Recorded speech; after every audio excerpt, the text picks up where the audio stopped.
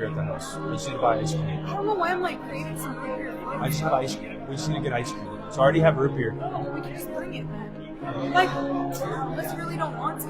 No, I do. Dude, I do. We could do it like I'm just tonight trying to after. think when. Yeah, well, it Either has to be either tonight- today or tomorrow night. It'll probably be tomorrow. I'll let you know.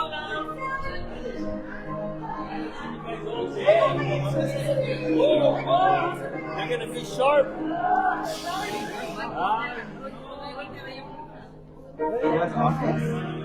Okay, wait, I'm gonna go to my mom. Happy belated birthday.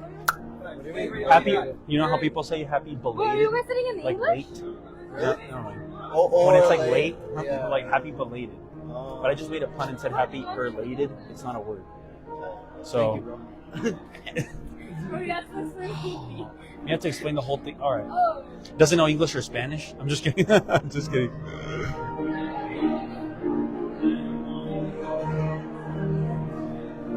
I'm waiting for Luis. Wait, Luis Leon's gonna be back here. Just to make sure you know what he's doing. Okay. Luis Leon's gonna be over here.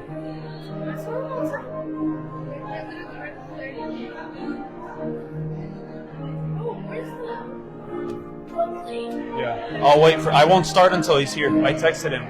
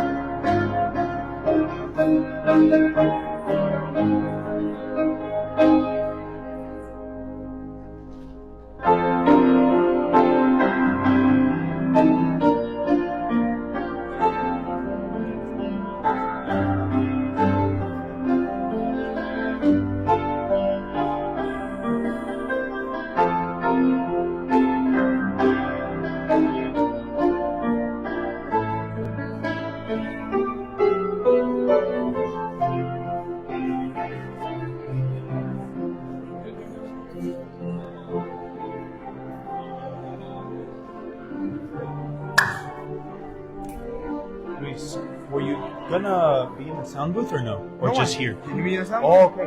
No? Well, I guess he's there. So you'll take care of it. You'll take care of it. Okay. No, that's fine.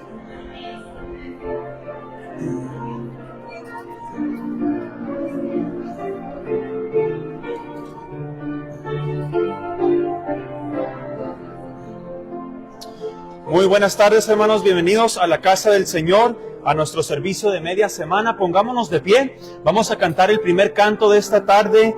Vivo por Cristo, vivo por Cristo. Romanos 12:1 nos dice: hermanos, presentéis vuestros cuerpos en sacrificio vivo, santo, agradable a Dios. Vivo por Cristo. Creo que ya lo tienen en el soundboard. Sí, vivo por Cristo.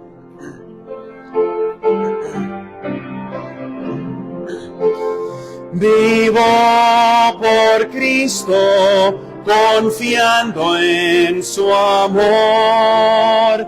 Vida me imparte, poder y valor.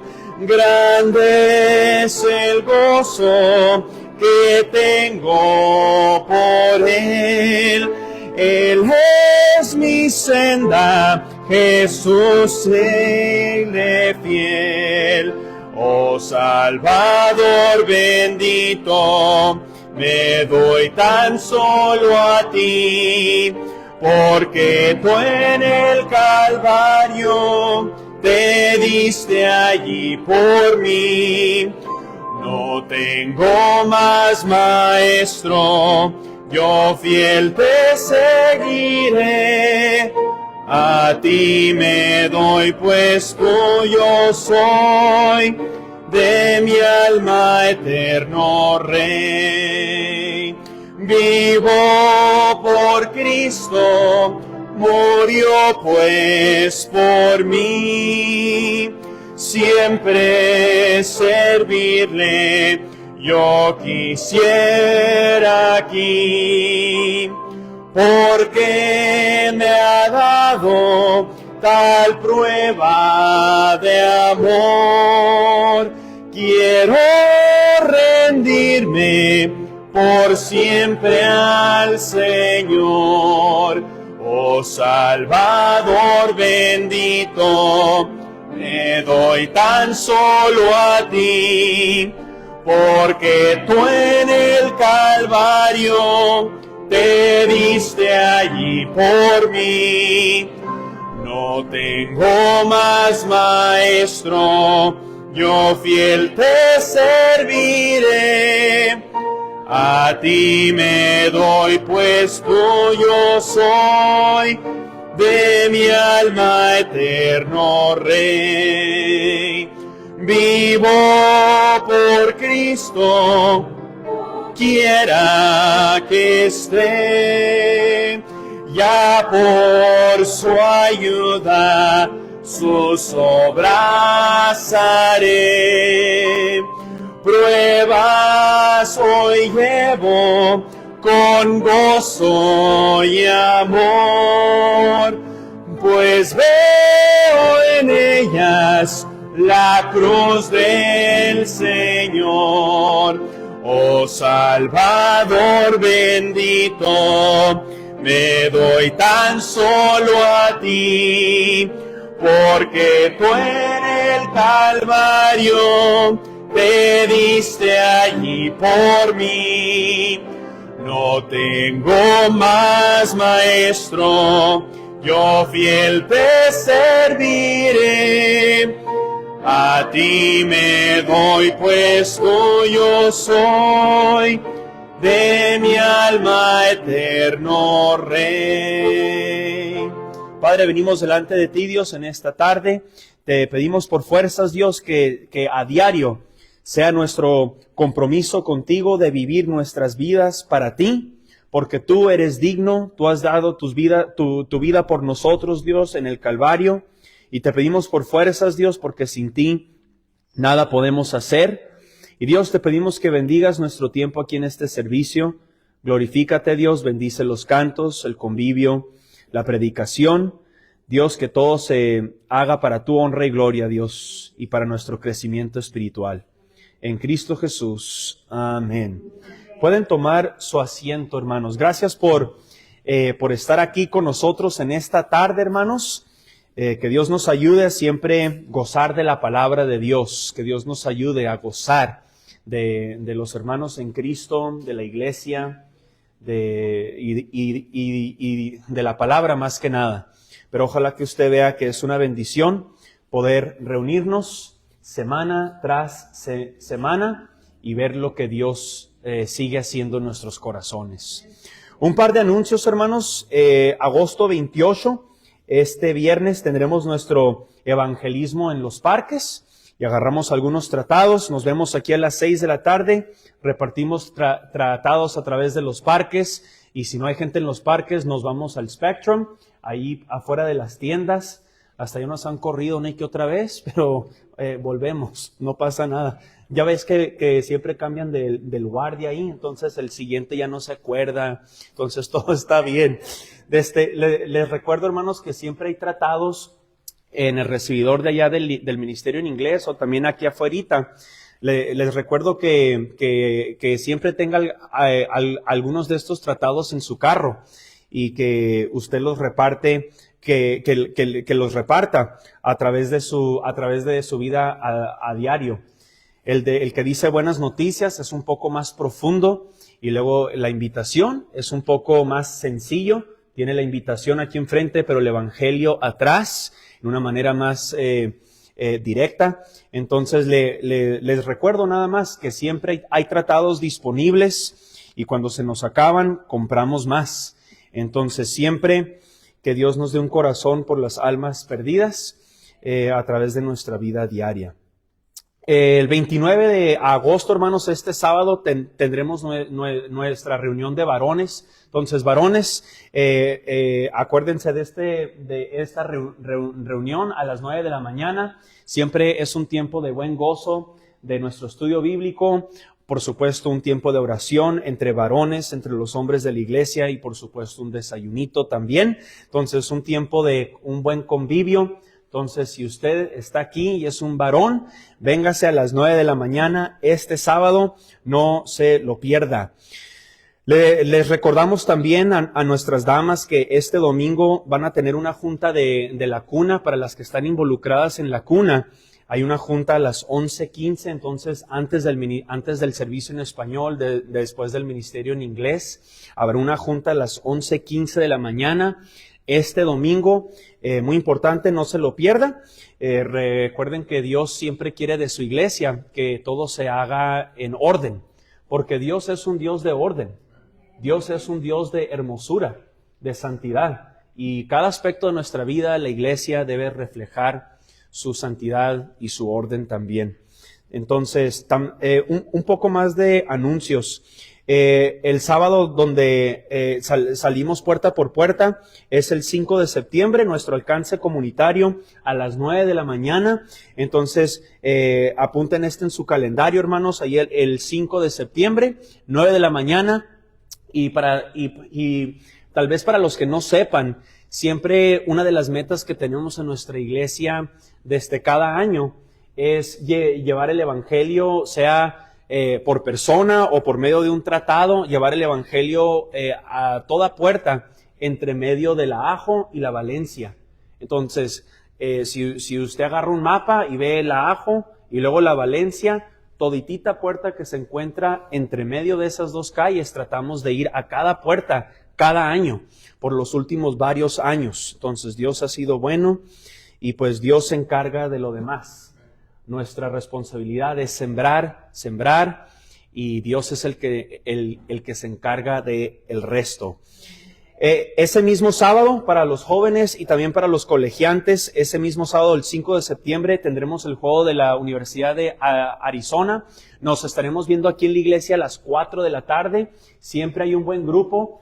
Por supuesto, para este evento siempre vienen muchos, entonces no se lo pierdan.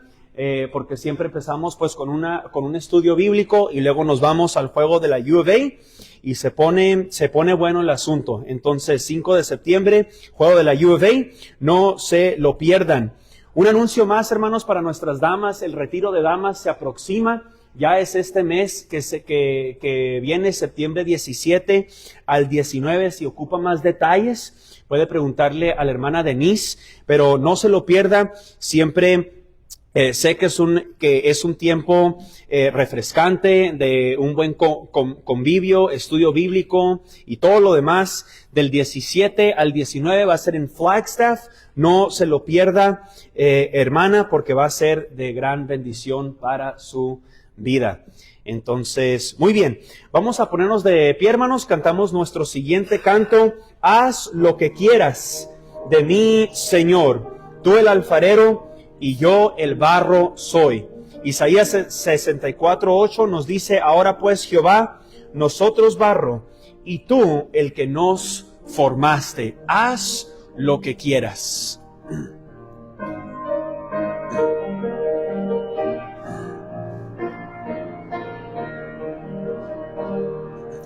Haz lo que quieras de mi Señor,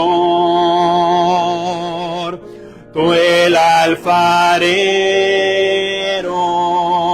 yo el barro soy, dócil y humilde,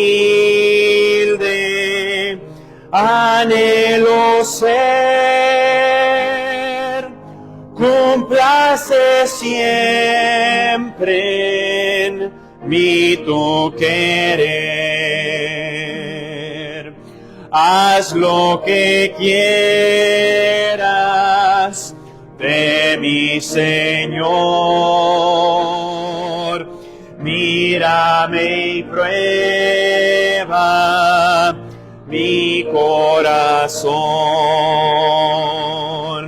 Lávame y quita toda maldad, para que tuyo sea en verdad. Haz lo que quieras de mi Señor. Cura mis llagas y mi dolor.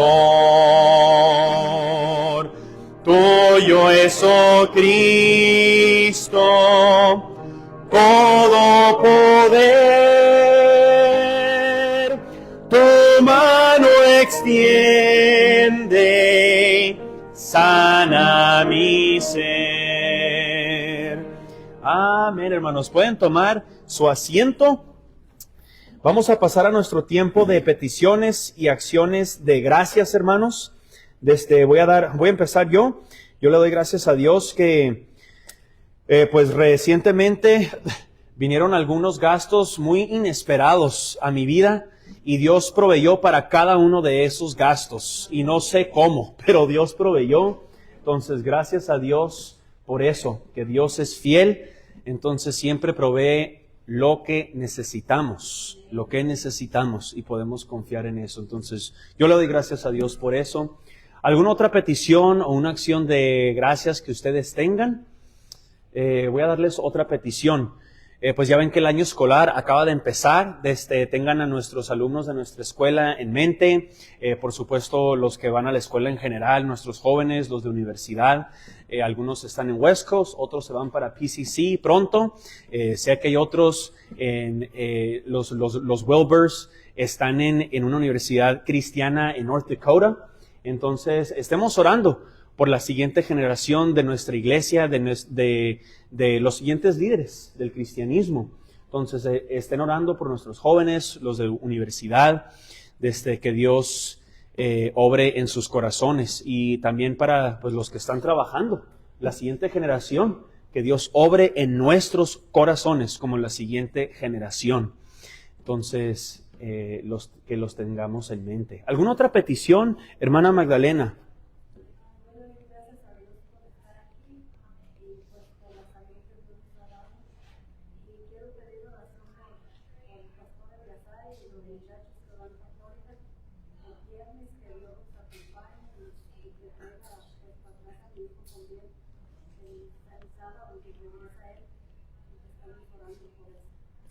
Amén. Hermana Mariana.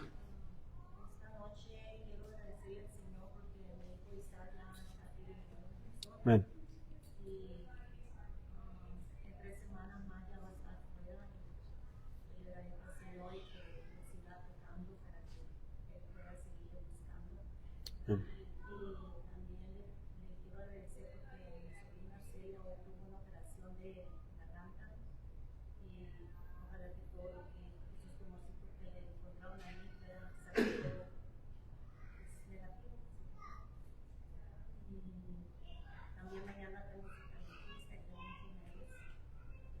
voy a asistir. Pero pues voy a asistir, pues el Señor que me ayude con los nervios y Hermano Johnny. Sí, estoy orando por el hermano Roy Martínez, hermanos, por su salud específicamente y pues por la familia, Martínez y familia. ¿Alguna otra petición, hermanos? Hermana Eneida. el Señor siga abriendo puertas de trabajo, pero en especial para limpiar casas.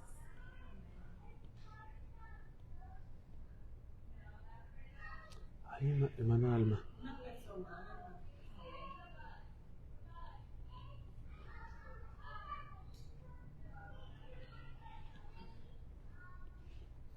¿Alguna otra petición, hermanos? Hermana Lidia. Le doy gracias a Dios por estar aquí y pido que Dios me bendiga mi fe. Amén.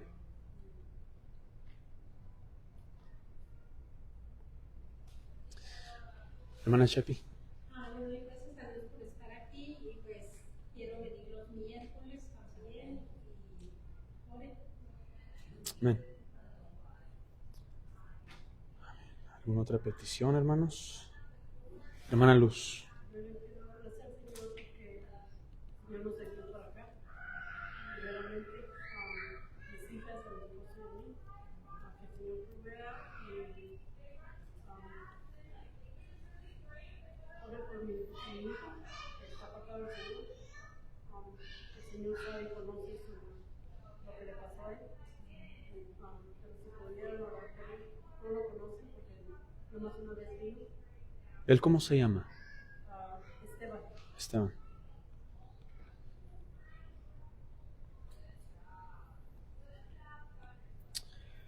Amén. ¿Alguna otra petición? ¿Acción de gracias? Bien. Muy bien. Pues vamos a abrir nuestras Biblias, hermanos, al libro de Mateo en esta tarde. Mateo capítulo 8. La vez pasada nos habíamos quedado en Mateo 8, hermanos. Ahora lo vamos a terminar el capítulo.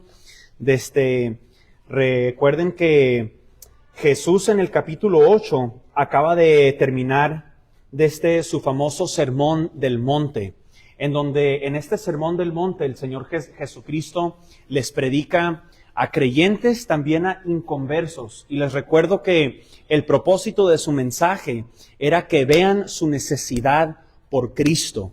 Sí, Jesucristo en el sermón del monte habla acerca de muchos mandatos que pues son para la vida cristiana, pero al mismo tiempo Jesús les estaba demostrando al incrédulo su pecaminosidad, el hecho de que necesitan de Cristo, necesitan de la justicia de alguien más, de Jesucristo. Pero ahora en el capítulo 8, hermanos, en donde empezamos la semana pasada, nosotros veíamos diferentes tipos de encuentros con Cristo, diferentes tipos de encuentros con Cristo. Y les recuerdo de la vez pasada que en el capítulo 8 vimos que había diferentes tipos de persona que no importando su nivel social, no importando el pecado, no importando, ahorita vamos a ver eso más, pero no importando nada, que vemos que Jesús quiere tener un encuentro personal con toda aquella persona que esté dispuesta a venir a Él. Y Jesús dice que aquellos que vengan a Él, Él no los va a rechazar. Jesús vino por los pecadores. Ahorita vamos a ver eso. Jesús no vino por aquellos que tienen el pelo corto, con traje. Jesús vino por pecadores.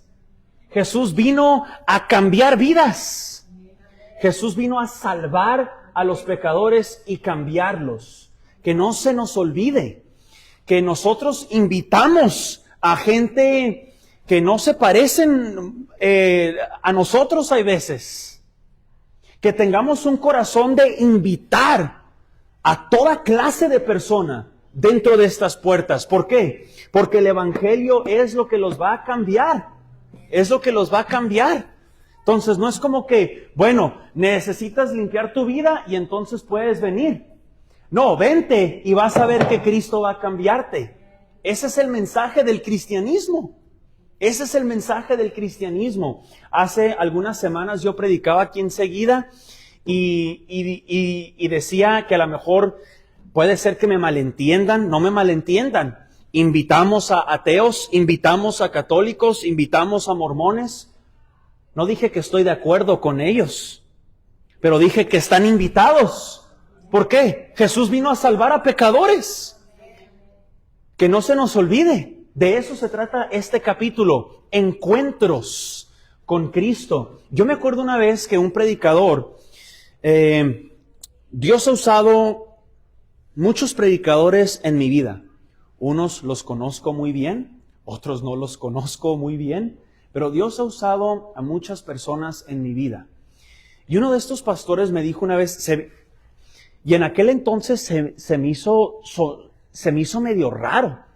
Era adolescente, que ya me había rendido al Señor, que quería ser pastor, quisiera a los 15, yo pienso que a los 15 me convertí de veras. A los 18 fue cuando me rendí a servir a Dios tiempo completo. Y durante ese tiempo, yo me acuerdo que uno de estos pastores estaba invitando a gente a su iglesia. Y se me hizo bien raro que me dijo esto. Dijo, sí, pues estaba platicando con fulano, etcétera. Y me dijo pues que era católico. Y le dije, pues vente, invitamos a los católicos a nuestros servicios. Hay católicos en nuestra iglesia. Se me hizo bien raro. Bien raro. Hermanos, Jesús vino por ese tipo de personas. Y ahora ya años después, entiendo lo que ese pastor quiso decir. No estamos diciendo que estamos de acuerdo, pero estamos diciendo que invitamos a los que están en desacuerdo para enseñarles la verdad y ser amistades, pero no cambiar la verdad, pero que siempre tengamos un corazón amable, un corazón amoroso hacia los incrédulos. ¿Por qué? Porque Dios le demostró eso a usted y a mí, y pues nosotros le debemos eso a los demás. Encuentros con Cristo. Mateo capítulo 8. Noten conmigo el versículo 23. Esto ya es después del Sermón del Monte, en donde vemos pues diferentes encuentros que Jesús tiene con diferentes personas. Y vamos a ver algunas verdades, hermanos, al fin de este capítulo 8. Pero vamos a empezar aquí en el versículo 23. Mateo 8, 23 dice, y entrando él en la barca, sus discípulos le siguieron. Y he aquí que se levantó en el mar una tempestad tan grande que las olas cubrían la barca, pero él dormía. Y vinieron sus discípulos y le despertaron diciendo, Señor, sálvanos, que perecemos. Él les dijo, ¿por qué teméis, hombres de poca fe? Entonces levantándose, reprendió a los vientos y al mar, y se hizo grande bonanza. Y los hombres se maravillaron diciendo, ¿qué hombre es este que aún los vientos y el mar le obedecen? Cuando llegó a la otra orilla, a la tierra de los Gadarenos, vinieron a su encuentro 2 endemoniados que salían de los sepulcros, feroces en gran manera, tanto que nadie podía pasar por aquel camino. Y clamaron diciendo, ¿qué tienes con nosotros, Jesús, Hijo de Dios? ¿Has venido acá para atormentarnos antes de tiempo? Estaba paciendo lejos de ellos un hato de muchos cerdos, y los demonios le rogaron diciendo, si nos echas fuera, permítenos ir a aquel hato de cerdos. Él les dijo, id. Y ellos salieron y se fueron a aquel hato de cerdos. Y he aquí todo el hato de cerdos se precipitó en el mar por un despeñadero y perecieron en las aguas. Y los que los apacentaban huyeron y vinieron a la ciudad, contaron todas las cosas y lo que había pasado con los endemoniados. Pero noten el versículo 34. Y ahorita vamos a ver esto más en una forma más profunda. Versículo 34. Y toda la ciudad salió al encuentro de Jesús, y cuando le vieron, le rogaron que se fuera de sus contornos. Vamos a orar. Padre, gracias por tu palabra. Dios, te pedimos que nos ayudes a disfrutarla. Hay veces, si somos honestos, es difícil disfrutar de tu palabra. Ayúdanos a no nomás leerla de una forma de necesidad, sino ayúdanos a disfrutarla. Ayúdanos a leer este libro porque queremos, porque encontramos gozo en él. Y te pedimos, Dios, por fuerzas. Sin ti no podemos hacer nada. Y Dios, te pedimos que por favor uses estas verdades en nuestras vidas prácticamente. Dios, cámbianos al nosotros escuchar estas verdades en Cristo Jesús. Amén. Vamos a ver 3 verdades, hermanos, al final de este capítulo. Recuerden que la semana pasada empezamos a ver el Mateo 8, donde veíamos diferentes encuentros con Cristo. Pero aquí vamos a ver algunas verdades y más encuentros con Cristo también. Por eso le he titulado Encuentros con Cristo, parte 2. Pero dentro de estos versículos que vamos a estar viendo, hay varias verdades que Dios puede usar en nuestra vida de una manera práctica, Y yo al ir creciendo en el cristianismo, al seguir caminando con Dios, yo me doy cuenta que la teología sí cambia nuestro comportamiento, cambia nuestro modo de pensar, cambia nuestras emociones. La Biblia trae calma a nuestras vidas, cambia nuestras emociones, cambia nuestra mente, cambia nuestro comportamiento. Y yo al seguir caminando con Dios me doy cuenta más y más de esas cosas. Una vez salí a evangelizar, no me acuerdo si era con un predicador. Una de las veces que salí a evangelizar, creo que era con el pastor Roy Vélez.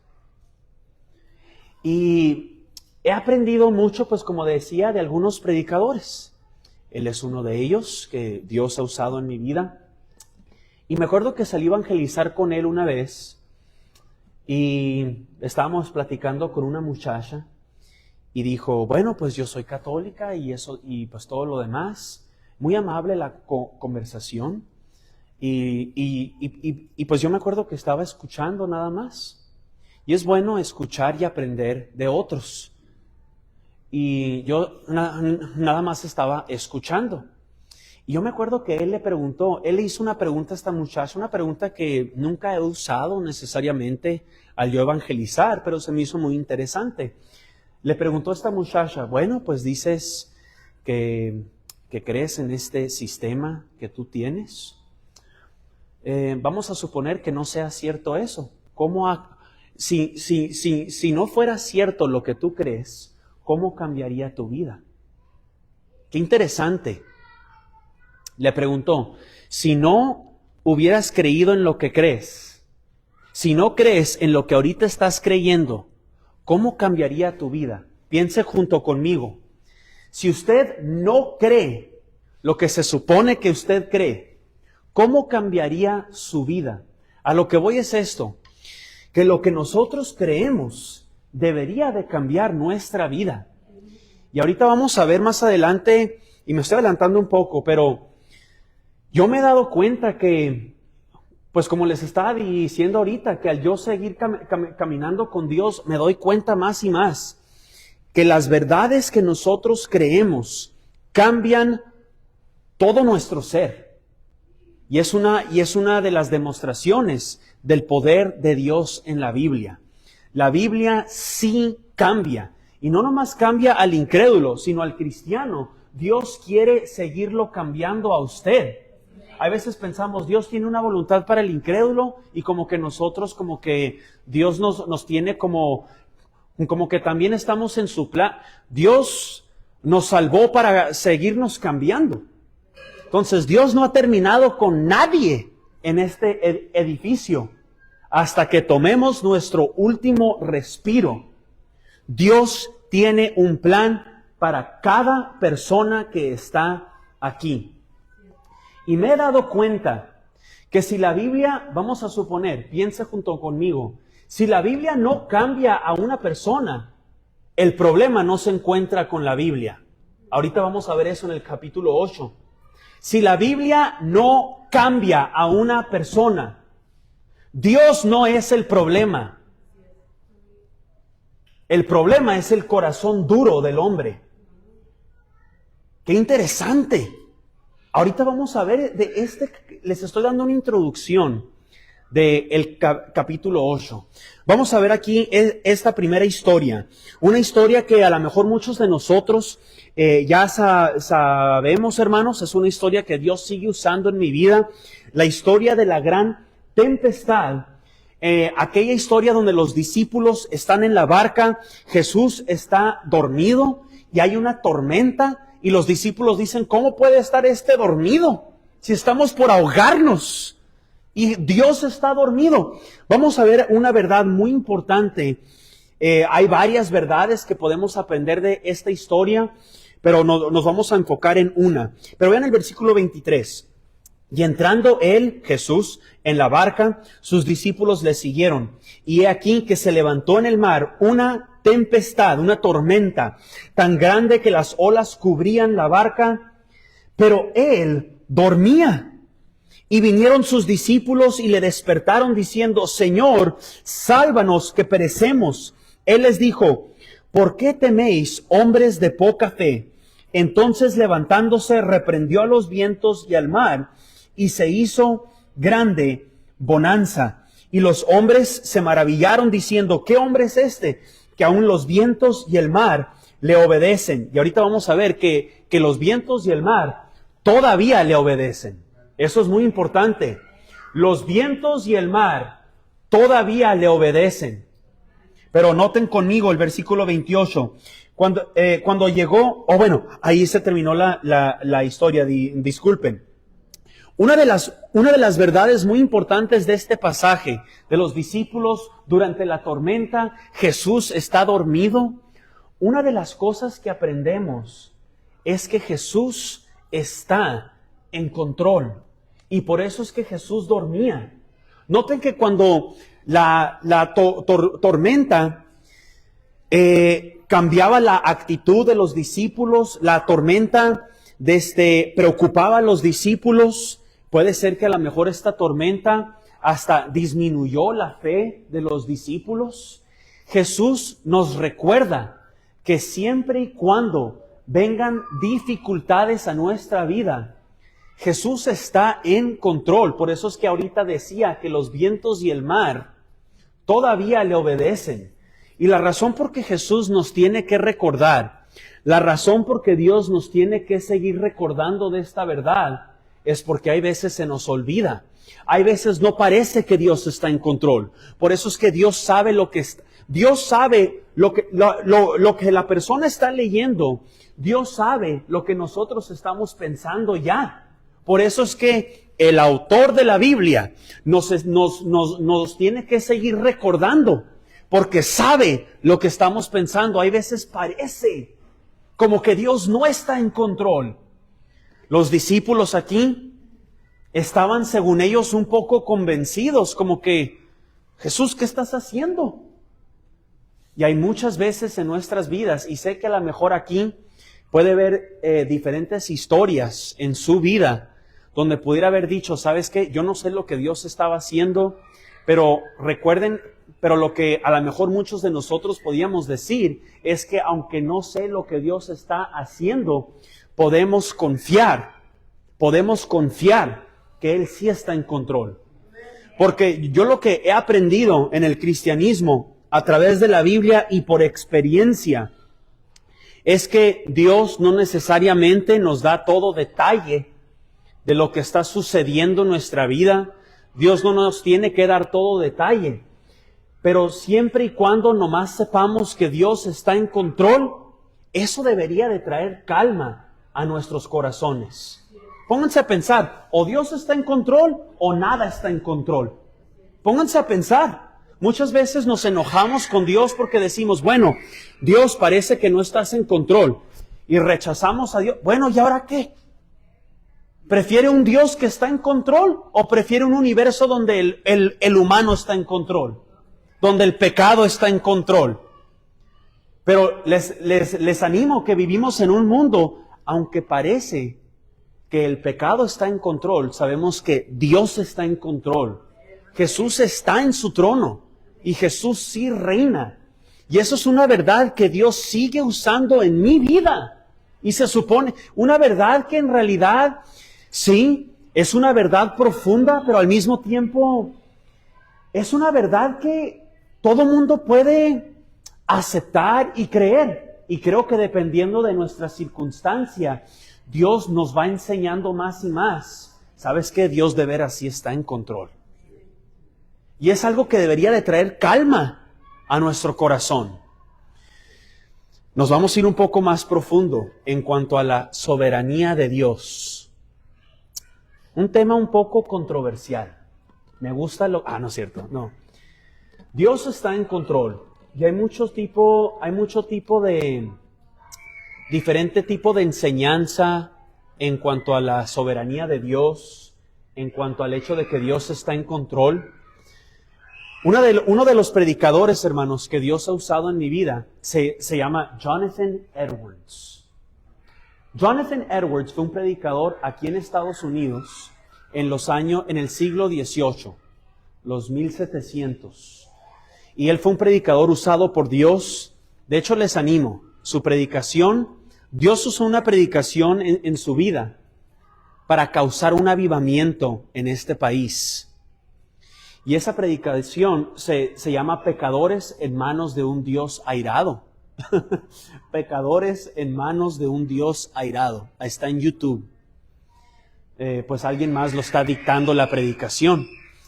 Pero en esta predicación, Dios usó esa predicación para cambiar vidas, para transformar este país en aquel entonces. Bueno, Dios usó este predicador en mi vida para recordarme de la idea de que Dios sí está en control. Porque hay veces yo me he puesto a pensar, bueno, pues Dios está en control. Entonces, ¿por qué hay veces parece que Dios no está en control?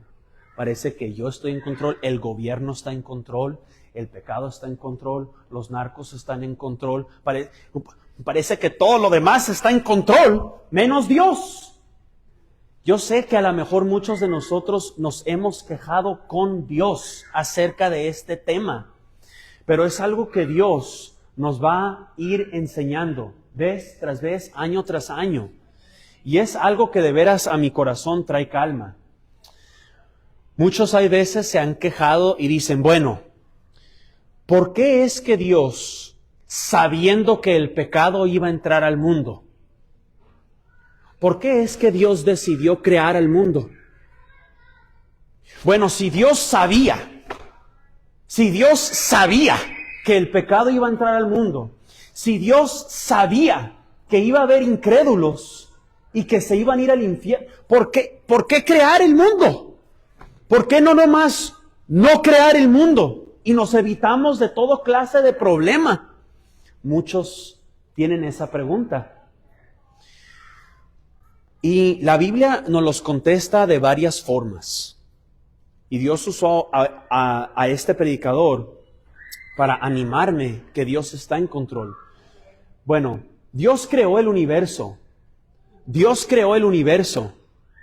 Entonces uno pudiera decir, bueno, Dios es literalmente hay dos posturas, ¿ok? Dije que nos íbamos a ir profundo. Hay dos posturas, ¿ok? Esta postura dice, bueno, Dios sabía lo que iba a ocurrir, no necesariamente lo causó, pero Dios sabía lo que iba a ocurrir y Dios decidió crear el universo.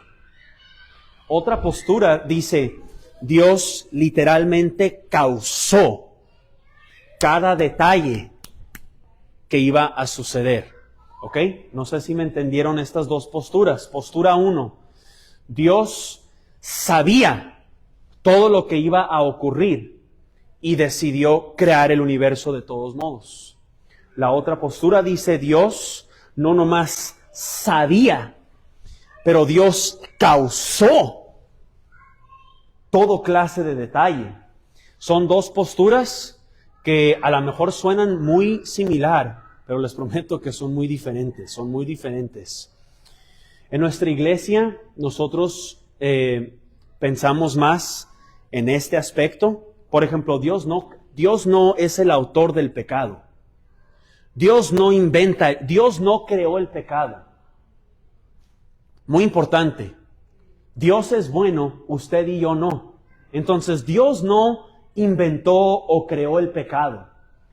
Pero eso no significa que Dios no está en control del pecado. A lo que voy es esto.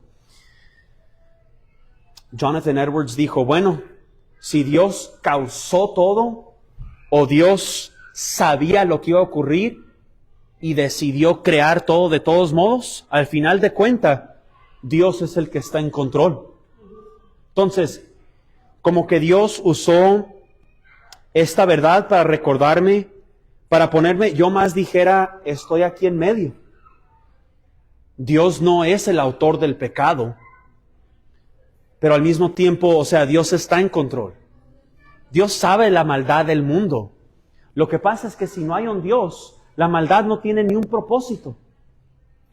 La maldad no tiene ni un propósito. Pero si Dios es bueno y todopoderoso y omnisciente, si Dios es perfecto, si Dios es bueno, Dios usa lo malo para un propósito más profundo. Eso es muy importante. Muy importante. Recuerden que estamos viendo la primera verdad en esta tarde. Jesús está en control. Está en control de lo bueno y en control también de lo malo. Entonces, si Dios no existe, en primer lugar, no podemos decir lo que es malo. ¿Qué es malo? Porque tuviéramos 30 diferentes opiniones de lo que es malo. Entonces, si yo pongo a 30 pastores aquí, van a decirme diferente. Si yo pongo a 30 ateos aquí, me van a decir 30 diferentes cosas. Pero Dios sí existe. Y aquello que es malo es todo lo que se opone a la personalidad de Dios. Muy importante. Pero lo que nosotros vemos de este pasaje es que Jesús está en control. No estoy diciendo que Jesús creó el pecado.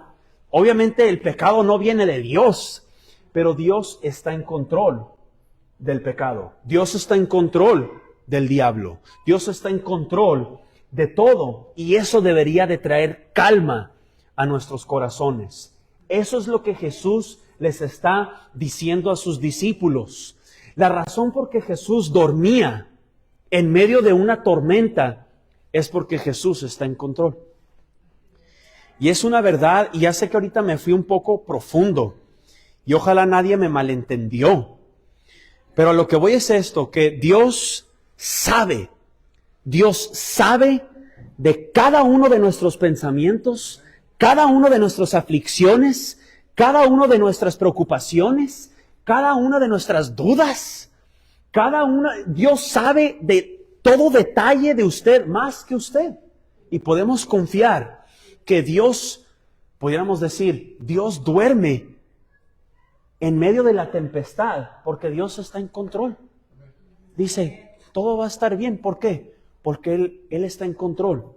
Y nosotros deberíamos de tener esa misma mentalidad de la que Dios tiene. Y yo sé que Dios nos va a ir enseñando, esta verdad, año tras año, circunstancia tras circunstancia. Pero es una verdad que Dios usa en mi vida, hoy en día, que Dios está en control. Ustedes saben que me gustan las calcamonías de teología. Acabo de comprar una nueva,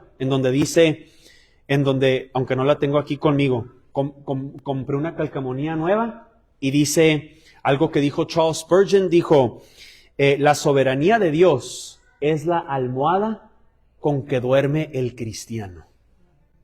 La soberanía de Dios es la almohada con que duerme el cristiano.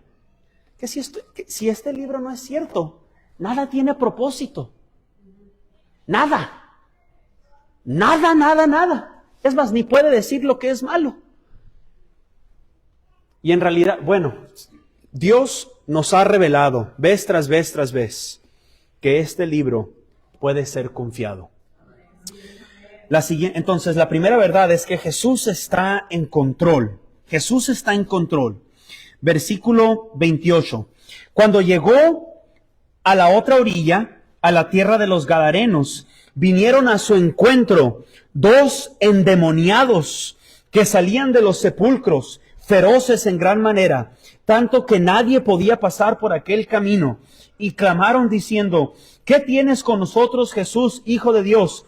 ¿Has venido acá para atormentarnos antes de tiempo? Entonces, número 2, vemos que Jesús viene a cambiar a pecadores. Número 1, vimos Jesús está en control. Jesús aún duerme en medio de la tempestad. Número 2, Jesús vino a salvar y a cambiar a pecadores. Noten que un endemoniado, es más, hoy en día, de perdida, sé que en otros países a lo mejor es más común. Puede ser que a lo mejor en nuestro país no es muy común, aunque sí sucede, pero no es muy común. Acerca de los endemoniados, es algo que sí es cierto. Los demonios existen. Pero noten que aún un endemoniado, una persona que nadie quiere parte con un endemoniado. Uno dice, no hombre, ni esperanza tiene. Pero noten que Jesús aún transforma por completo a estos endemoniados. ¿Y cuántas historias vemos en la Biblia acerca de Jesús cambiando aún a endemoniados? Estamos hablando de encuentros con Cristo. Dios cambia a todo tipo de persona. Dios cambia hasta un endemoniado. Hasta unas personas dicen, hasta a lo mejor ni endemoniados son, y muchas veces hasta a lo mejor usted y yo decimos, no, hasta endemoniado está. Jesús puede cambiar aún a esa persona también. A esa persona lo puede cambiar. Porque Jesús vino a cambiar mentes, un corazón. Y eso es lo que Jesús nos recuerda. Y nos tiene que recordar, porque hay veces, parece como que Jesús no está cambiando vidas. Entonces recuerde que cuando parezca que Jesús no está cambiando vidas ya, Jesús sigue cambiando vidas. Entonces, 1, Jesús está en control. Número 2, Jesús cambia vidas. Y fíjense que aún esa verdad es un poco controversial. Les dije que me gusta hacer... no. Yo me acuerdo que de adolescente, creo que les he platicado esta historia. De adolescente, bueno, Dios ha sido paciente conmigo. Dios ha obrado en mi corazón. Y yo sé que hay veces nosotros podemos pensar, bueno, ¿es posible ser salvo y que no haya ni un cambio de vida? Nada. Yo de adolescente, esa era mi posición doctrinal. La salvación es solamente por la fe, y sí lo es. Yo, cuando vaya al cielo, yo no le voy a decir a Dios, mi vida cambió y por eso puedo entrar. No. Por eso nadie va a entrar. Solamente por Jesús, ¿verdad? La fe solamente en Cristo. Pero eso no significa que la fe en Cristo no cambia vidas. Entonces, el fruto del cristianismo no es el requisito de por qué voy a entrar, pero es eso, es fruto. Es fruto. Y me doy cuenta más y más que la Biblia de veras enseña que la Biblia nos va a cambiar de un modo o de otro. Nuestra mente, nuestra emoción, algo. Puede ser que a lo mejor un cristiano hasta a lo mejor viva en pecado, pero el Espíritu Santo va a hacer algo dentro de ese corazón. Se van a sentir culpables, algo. Tiene que haber algo de diferencia entre un cristiano y un incrédulo. O sea, y es algo, y por eso es que dije, es algo un poco controversial dentro del cristianismo. Pero yo me acuerdo que en la iglesia donde estaba de niño y también aquí siempre se me ha enseñado y allá, que el evangelio transforma vidas. No nomás nos salva, pero también nos transforma. Nos transforma. Y es algo muy interesante, voy a decirles, es una doctrina que ahorita en mi vida estoy estudiando muy seriamente. Es posible que haya evidencia visible de la conversión verdadera. Es algo que estoy estudiando ahorita, la verdad. Ahorita si me están preguntando, oye, Pastor Daniel, ¿ahorita qué es lo que estás estudiando en tu vida cristiana? Es eso. Esa es una de las doctrinas número 1 que ahorita estoy estudiando. ¿Cómo es que el Evangelio transforma a una vida? ¿Y qué pasa si parece que no hay transformación en una vida? Es algo muy serio. Porque hemos visto al Evangelio cambiarnos a nosotros. ¿Y por qué es que hay veces vemos que el Evangelio no cambia a otros? Es algo muy, muy interesante. Muy interesante. Pero sabemos, por ejemplo, una historia que viene a mi mente es que el apóstol Pablo asesinaba a cristianos y ¿qué pasó? Tuvo un encuentro con Jesús y ¿qué? Su vida fue transformada. Aquel que en otro tiempo nos asolaba, ahora predica la fe que destruyó, dice Gálatas. Entonces, esto no es un mensaje necesariamente de condenación, es un mensaje de el poder de Dios. Que Dios en el Evangelio no nomás nos salva, sino nos transforma. Nos transforma. Es algo que estoy estudiando ahorita en mi vida cristiana, en mi vida personal. Evidencia visible de una conversión verdadera. Muy interesante, muy interesante. Y hay todo tipo de postura, todo tipo de opinión en cuanto a pero uno de los pasajes que viene a mi mente, o sea, si alguno está en Cristo, ¿qué? Nueva criatura es. Algo cambió. Algo en la mente, algo.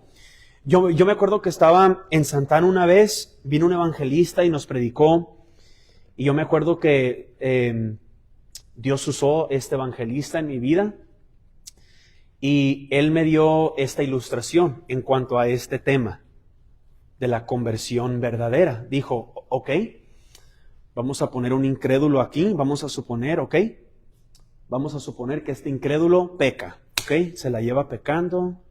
Oye, pero no pasa nada. Todo está bien. Ok, y tenemos al cristiano acá. Al que dice ser cristiano se involucra en el mismo estilo. Pero lo que pasa ahora es que se involucra y algo sucedió en su corazón. Culpabilidad, convicción. Es la diferencia. No que el cristiano no puede caer en pecado, no que el cristiano no puede vivir en pecado. Lo que pasa es esto. El cristiano, si vive en contra de la Biblia, el cristiano tiene que sentir algo de convicción. Esa es la diferencia. El otro predicador dijo esta ilustración, muy similar. Dijo, vamos a suponer un hombre casado, llega del trabajo frustrado, llega y se frustra con la esposa también, se pone impaciente con la esposa, con los hijos, se gritan, sale de la puerta y sale de la puerta nomás. Ahora, vamos a suponer ese mismo hombre que ahora se convierte. ¿Ok? Ahora se convierte. Llega frustrado, se enoja con la esposa, con los hijos, se gritan de toda palabra en el diccionario, sale, como una daga en su corazón. No que el cristiano no necesariamente que no sea posible actuar de una forma similar, pero Dios va a obrar en su corazón de una forma que lo va a cambiar. ¿Sí me estoy explicando, verdad? Digan amén. Ok, esa es la diferencia. Esa es la diferencia. Que el cristiano cuando peca, el Espíritu Santo nos va a avisar. Y creo que eso es muy importante, definitivamente eso, que el Espíritu Santo nos va a redarguir. Algo muy, muy interesante, muy significante. La última verdad, versículo 34. Noten que después de que Jesús cambia a estos endemoniados, personas sin esperanza. Noten el versículo 34, cómo responde el pueblo. Y toda la ciudad salió al encuentro de Jesús, y cuando le vieron, se regocijaron. No, le rogaron que se fuera. ¡Qué interesante! Piensen junto conmigo, Jesús va con unos endemoniados, los salva, los transforma, y la gente en vez de salir, y la Biblia dice toda la ciudad, uno se supone que, era un avivamiento, toda la ciudad salió, y le dijeron que se fuera. Noten que número 3, ya para terminar, número 3, aprendemos de este pasaje el corazón malvado del hombre. El corazón malvado del hombre. Les recuerdo de dónde nos sacó Dios. Aún naciendo en hogares cristianos o no cristianos, Dios nos dice en su palabra que el corazón del hombre está lleno de pecado. Es algo muy importante. Muchas veces pensamos, bueno, sabemos que cometemos pecado. La Biblia no nomás dice que cometemos pecado, sino que somos pecado. Aunque no estemos cometiendo pecados, el corazón es perverso, es lo que la Biblia dice. Y de ahí sale el adulterio, la fornicación, homicidios, dice Jesucristo en otra parte en Mateo. Pero es muy importante esa doctrina. Cuando decimos que el hombre... Cuando nosotros decimos por cuanto todos pecaron, no nomás estamos diciendo que todo mundo comete pecado, sino que el corazón del hombre es perverso. ¿Quién lo conocerá? Jeremías 17:9, creo. Pero a lo que voy es esto, hermanos, 3 verdades muy importantes. Jesús está en control. Jesús sí transforma vidas. Y número 3, conocemos acerca del corazón del hombre. Y por eso es que necesitan del Evangelio. Necesitan del Evangelio. Cuando una persona rechaza, por ejemplo, esta multitud que dicen, Jesús, vete de aquí. Recuerden que Jesús vino por ellos. Jesús sí vino por ellos. Ahora sabemos que, viene un día donde ya es demasiado tarde. Pero mientras haya aliento dentro de los pulmones de personas, hay esperanza. Porque entonces que no nos rindamos cuando, no quieren nada. Obviamente no quieren nada, son incrédulos. Son incrédulos. Pero que Dios nos dé sabiduría, nos dé paciencia, nos dé amabilidad. Entonces, sabemos que al mismo tiempo Dios está en control. Nosotros sembramos la semilla, nosotros oramos, nosotros somos pacientes, sembramos, y al mismo tiempo sabemos que, ¿sabes qué? Dios está en control. Dios está en control de todo. Entonces vamos a orar. Padre, gracias por estas verdades un poco más profundas en esta tarde. Aprendimos, Dios, acerca de tu soberanía, que tú estás en control. No que no podemos hacer decisiones, tenemos la responsabilidad de hacer decisiones. Pero Dios, sabemos que aún en nuestras decisiones tú estás en control. Podemos tener calma, podemos confiar en el hecho que tú estás en control de todo. Dios, sabemos que tú sigues cambiando vidas. Y Dios, gracias por recordarnos de dónde nos has sacado, de un corazón perverso, y nos has transformado. Y Dios, te pedimos que nos ayudes a tener un corazón por almas como estas. Almas que a lo mejor parece que no hay esperanza. Almas que te ven a ti y dicen, vete de aquí. Dios, danos un corazón por esas almas. Danos paciencia, danos sabiduría, danos un entendimiento bíblico acerca de estas circunstancias. Dios, sé que nos fuimos un poco profundo en esta noche. Danos sabiduría, ayúdanos a aprender, ayúdanos a obedecer, a confiar tu palabra. Te pedimos estas cosas en Cristo Jesús. Amén. Amén. Son las 8:02, hermanos. Nos dividimos en nuestros grupos de 2 o 3 y pues finalizamos nuestra tarde en oración. Entonces, Dios les bendiga.